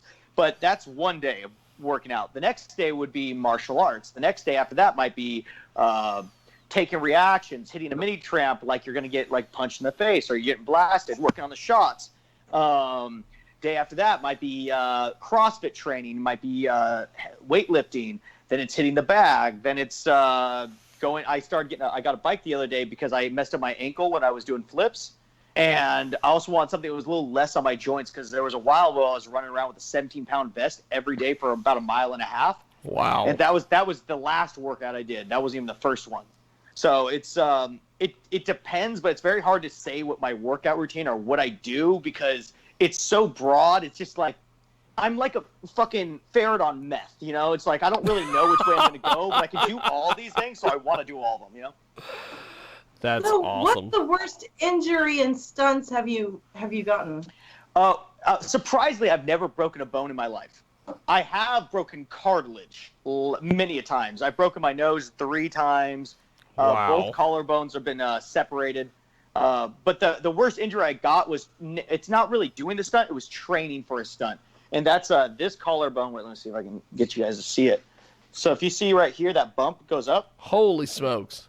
Yeah, so it's supposed to kind of look like that, but you can kind of see how it divots in. That's because your collarbone's supposed to look like that. And I basically broke the cartilage, and now it looks like that. Ouch. Ugh. So I had that done to this shoulder years ago when I was in a band, and I stage dived, and I had to lift up my feet to not hit this dude in the front row. So I jumped over and then Jesus. went 7 feet down to the deck, hit the ground, rolled out, screaming in the mic, fighting people. But that's how I broke this one. But this one I was doing this trick called a cork, which is, have you ever seen people do in soccer games that kick the ball over their shoulder? Yes. So they almost do a flip. Well, think about doing that, but also doing a spin in the middle. So your body's rotating this way as you're doing this, so it's off axis. Wow. And I threw it too shallow, and I just came straight down on my collarbone and just snapped it. Yes. So that was the worst injury, but it wasn't for a shoot. I was just training. Probably the worst one has just been like ankles. Like I'll fuck up my ankle like real bad. I can't walk on it for a while. Or what else? No, that's pretty much it. Yeah. Now, I'm pretty sturdy sometimes. So fairly recently, you were part of this sex boot camp on my God. Hustler magazine. yeah. You were part of Volume 9 Sexting Etiquette. May I just say how much I love when porn does that? It's like Volume 9, or what was my favorite one? Evil MILFs 3. You know, Yes. I love these. Yes. It's like, oh, you didn't see Evil MILFs 1 and 2? Oh, you got to go back. Those are solid. You won't understand 3 unless you've seen the first 2. Yeah, I mean, it's like, come oh, on. there were so many unanswered questions from 4, 5, and 6. You know, it's like they all saw how many Land Before times they made, and like, oh yeah, porn could do that. So, what is sexting etiquette? Sexting etiquette. Well, this is depending. Am I getting paid for or just like a random girl that I'm talking to? Ah, okay. It's no random girl you're talking to. Okay, go ahead. Because if it's just I'm like if it's on like Sex Panther or something like that, I'm just gonna go straight for the nitty gritty, you know. If it's a girl I just met, let's say I met her at a bar and we've been talking, I will throw little hints out there, be like, hey, so I like tits. I would like to see yours. What do I need to do? Yeah, what do I need to do? I mean, abs. So that's sexy great. etiquette. I would just go with is, if the girl don't want to see your dick, that just don't send it, because there's so many girls I know. They're like, I don't give a fuck about seeing a penis. Me too. I don't really give a shit about seeing it. I find that more girls want to see, like this, or me doing shit, or me saying something like, hey, you want me to cook you dinner? That seems to work out a lot better. I seem to get laid a ton more when I'm like, I'll make you breakfast. I'll do the dishes. Yeah. Hey, baby, don't worry. I'll do the dishes all day long. That's why if you ever see my Instagram live, I'm always doing the dishes or cleaning my house. That's not because I don't have any other place where I'm not moving around. I've had some people offer to pay for me to go clean their house dressed as Catwoman. There you go, huh? See, there's a go-getter right there. She was saying something about that was the best $5 she ever made. I sold my socks, my Catwoman socks on eBay. Hey, solid five. That's right, and that's U.S., not Canadian. So Yeah, fuck yeah. No, I was actually thinking about this the other day because 1 second. Uh-oh. Who's coming in? It's like when the limos used to pull up on Nitro. Who's jumping out of the limo? hey, they did use old porn music. Yeah. Get out of here, guys! You don't need to. Not yet. 12. No, but I was having this idea that I was throwing around with some other porn people. I was like, I would love to make a little series of going to girls at a bar, right? Yeah. And just being as blunt as possible, but I have things to back it up. So let's say I come up to you at a bar, right? And I'm like, hey, what's going on? Can I buy you a drink? And you're like, yeah, sure, why not? Blah, blah, blah. And I'm like, hey, so let's just get down to the nitty-gritty. I want to fuck you. And then I pull out a stack of paperwork. Here's my resume. Here's my test. Here's all this. You can Google me if you want. I also I do this, this, and this, and here's all that information. Also, if the sex is good and you're a good cuddler, I'll cook you breakfast in the morning. And just film that and just see how many girls are like, no, or like, I mean, test is good? Yeah, let's do that. And could you please sign this release right here and initial there and there and there, right. Please? Rocky just texted me. She said she never got told a time. I'll call you later. Okay, yeah. Okay. Way to go, Jiggy. Look at You that. need to do that, and only I'm going to be We can do a part 2 at some point. Mark, and I'll go around, and I'll ask the girls. So you can just film me asking the girls. Yeah, see, that's too easy. If a girl goes up and asks a girl about someone, that's something. But but having the real reaction, me like being as blunt as I want to be, I think that's fantastic. Hey, sweetheart, can I scramble your eggs for breakfast? Yeah. Hey, I just want to know, can I pee inside your vagina? That's all I want to know. I mean, is that too far? So, too quick? No, sorry. So Nathan, have you ever been part of? Because I did not know this existed until fairly recently. But these evolved fights where they have these mixed wrestling MMA with porn stars. Have you ever been involved in this at all? Well, so yes, I have, but I'd like to put a point out. That was one. I remember a long time ago. I was at my buddy's house. I think I was like just after high school. I was living in my car, and I was at my buddy's house, and they all smoked a shit ton of weed. And he had a couple magazines there, and one of the magazines was the first issue of Evolve Fights. And I remember seeing Dee Williams on there, and I was like, oh my God, she's fucking hot. And then not too long ago, I actually got on the show, and I was like, what? I'm actually here. And it was like this kind of like realization. I was like, oh my God, how serendipitous. That's neat. So, yeah, I've been on it. It's a lot of fun. I have fun when it's like, oh, me and a girl get to wrestle naked, and then we get to fuck. It seems like a good time to me. Maybe not to everyone, but. Yeah, you know. Talk about foreplay. There's a whole different meaning to choke out, huh? I guess. Yeah. Let's get sweaty. Let me spit on your vagina. Let me get my. Jesus. It can be a little hard if you don't have someone that you really enjoy working with, because, I mean, you're already putting a lot of effort into rolling them around and like fighting them, but also fighting them. You've got to keep your dick hard, you know. That's awesome. So it can be hard sometimes, but it is still really fun if you have a good performer. Like, I mean, my last one I did with Kira Noir, and she's just gorgeous. So. Oh, she's a big time perv magnet. She's yeah, a jiggy jag kind of perv magnet. Yeah. Which means she's black. And she's actually pretty strong. I know those abs don't like look it, but you know she's actually kind of strong and squirmy. Squirmy? Yeah. Squirmy. That is that's a term I don't think we'd ever use in this kind of a segment on this show. That's all right. awesome. Jiggy said the same thing about his Scoutmaster when they go on Boy Scout campouts. That too. Squirmy and stuff. That too. Just a little squirmy. Don't know why I kept getting in my sleeping bag with me, but you know, hey. So you mentioned earlier that you were in like a house full of stuntmen. Yeah. For a second there, you said AA. I was like, I'm not at an AA meeting. Come on. How does this? How do you, come on now. No. How do you link up with all these people? Do you just know them through the? Well, actually, the people I'm living with right now, when I first got into porn, I was dating this chick that I moved from Santa Barbara down to LA, and that didn't go well, as you could probably figure out, because she wasn't in porn, and I ended up leaving her with the whole place to live at, and I was living in my car again, and I was working on a stunt set, and he was playing the Hulk, and I was playing Beast from X-Men.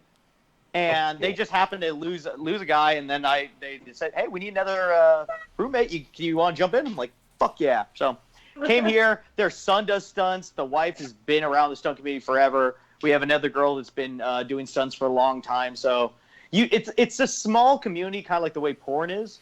Yeah. Yeah.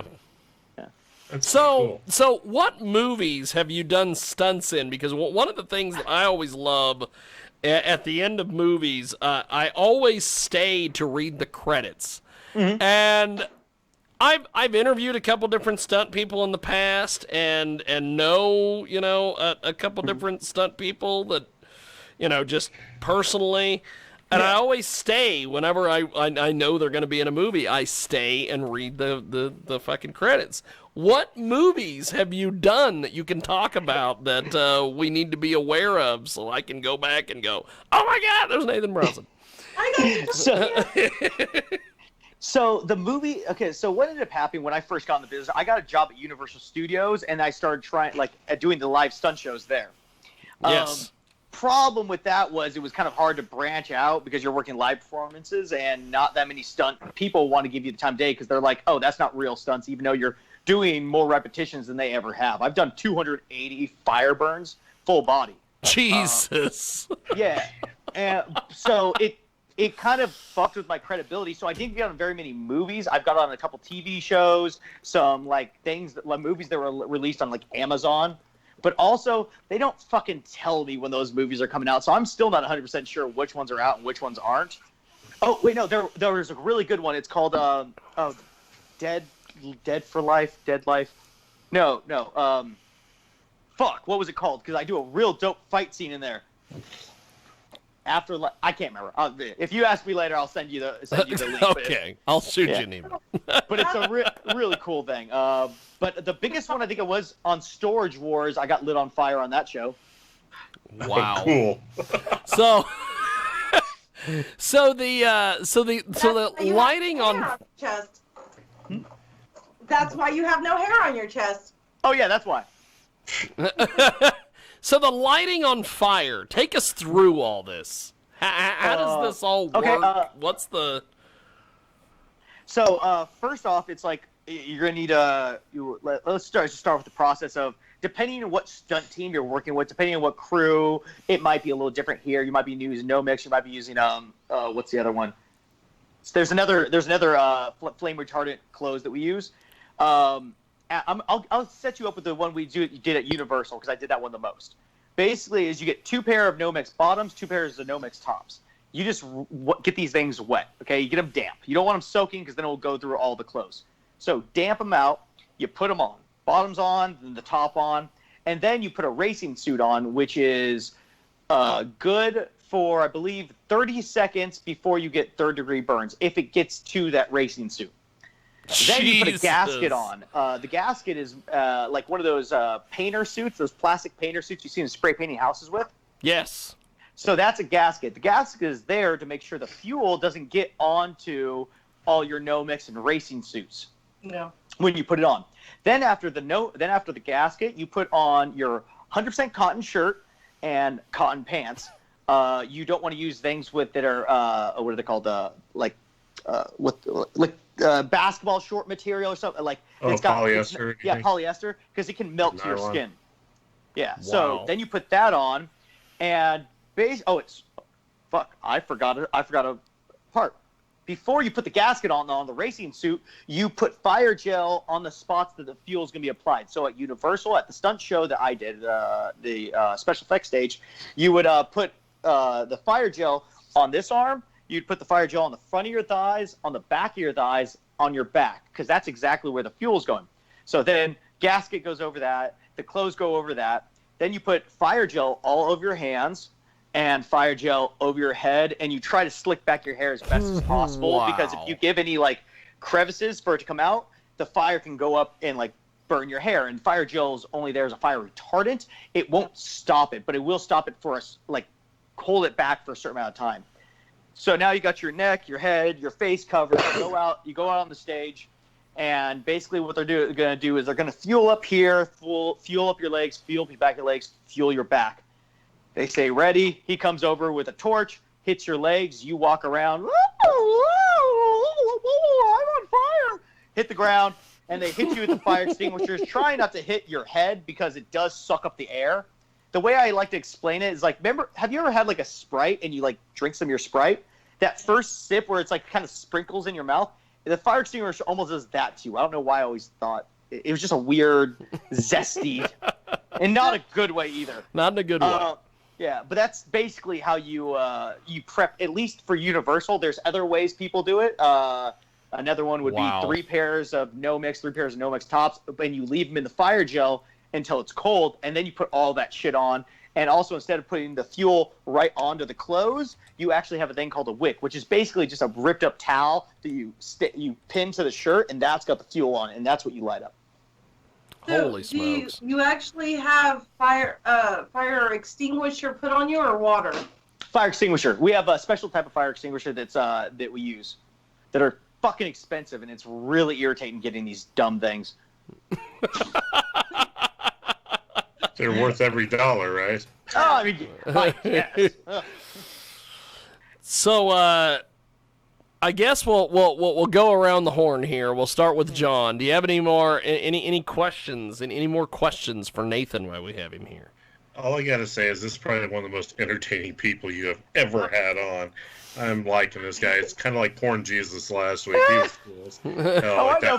I know Porn Jesus. Yeah, he was super cool. He was hilarious. That's fantastic. You're just like him. What's the tattoo? Is there a semblance for it? I mean, I kind of dig it.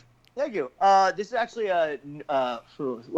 if you're going really historical, technically not. It's more of a New Age symbol, but it's supposedly a Nordic symbol for fallen soldiers going to Valhalla. That's one way it was explained to me. Another one was it's also for the berserker. The problem with the Nordic people at the time, they didn't have a written language, so everything was passed down by stories and symbolism. They had ruins, but the ruins meant many things. So it's their written language was never a real thing. So everything we know about Nordic or Vikings was from a guy called Snorre, who came I think 2,000 years after the Viking Age, and he gave us most of our knowledge about that and symbolism. So that's one of the things it's for. Downside to it, I got it done, and apparently skinheads like to get their fucking same tattoos. Oh my god! I guess this tattoo was actually a similar one to, or the exact same one that a guy who ran over all the people in Virginia. Remember that?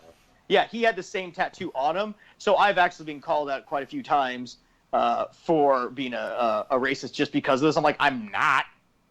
I dated Kira Noir for 2 years. I'm like, so.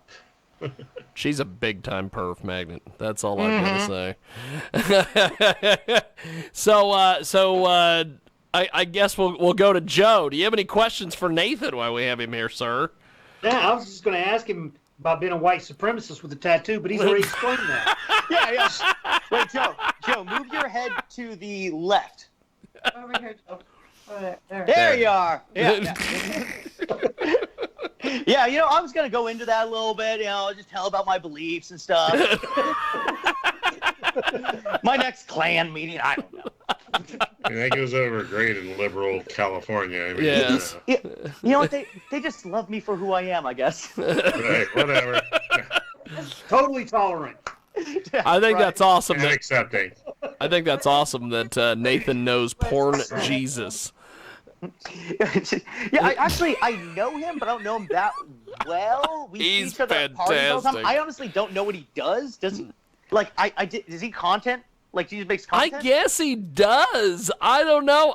He started following me on Twitter, and I'm like, what in the world is a porn Jesus? He just showed up out of, like, I'm not saying anything bad about him. He just shows up out of nowhere, man. Like, you know everyone now. He's great. Yeah, he was hilarious.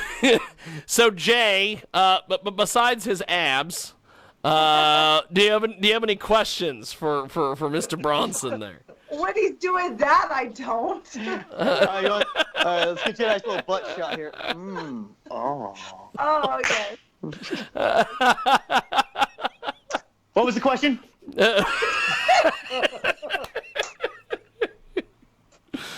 That's great. How many is stunts? Are they more for men or women? What is the statistic? No, there's plenty of women in the stunt community. These are bad bitches too. Oh my God, I've seen these girls just like.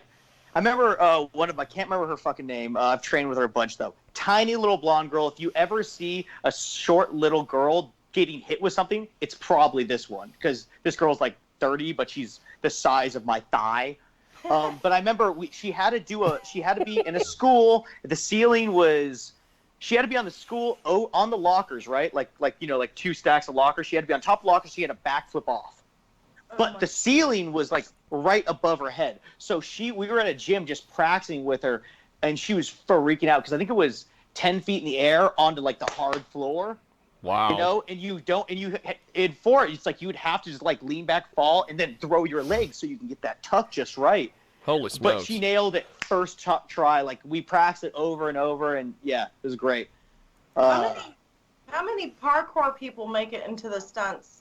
It depends. So there's some, so I would be what you call your middle ground parkour guy, right? You're not going to hire me to come and do your double gainers off a roof for the Avenger movie. You're going to hire me because, we need you to do like a side flip or a front flip or this, and like in a fight scene. That's what you're going to hire me for. I'm trying to work on getting my skill level up and up so I can take the bigger roles. But there is quite a few. It's kind of, parkour became kind of the new martial arts in the sense that if you don't know any of it, you're going to need to learn. Like how to do a vault, how to do Kong, how to do cat grabs. It's like these just things that you need to know because we have it so readily available in all these movies now. Like after, I think it was 007, the one, the newer one where he was playing poker. Yeah. Okay, remember that whole chase scene at the beginning? What was it? Yeah. Yeah. And so there's a whole chase scene at the beginning that was like one of the first times it really was in a big movie. And after that, it kind of like every movie now has like, oh, here's a little vault here. Let's do this. It's just like a regular thing you do now. Absolutely I'm sorry. amazing. Could you explain that again? You can watch it again on YouTube later, Jay. Okay, you can do whatever naughty things you want to do. Sorry, wait. Okay? So, like you do the parkour and stuff, you gotta like flip out. Well, Nathan, before we let you go, how do we find you online and give you some cash for your content? Oh fuck! This is always the hard part. Whew. Okay, so. You can find me, if you just Google my name, I'm sure you can find most of these things. But OnlyFans at Nathan Bronson. You can find me at Pornhub at Nathan Bronson. You can find me on fucking tick. No, what is it? Tumblr. Twitch. Twitch. No, fuck. What is it? Twitter? Twitter.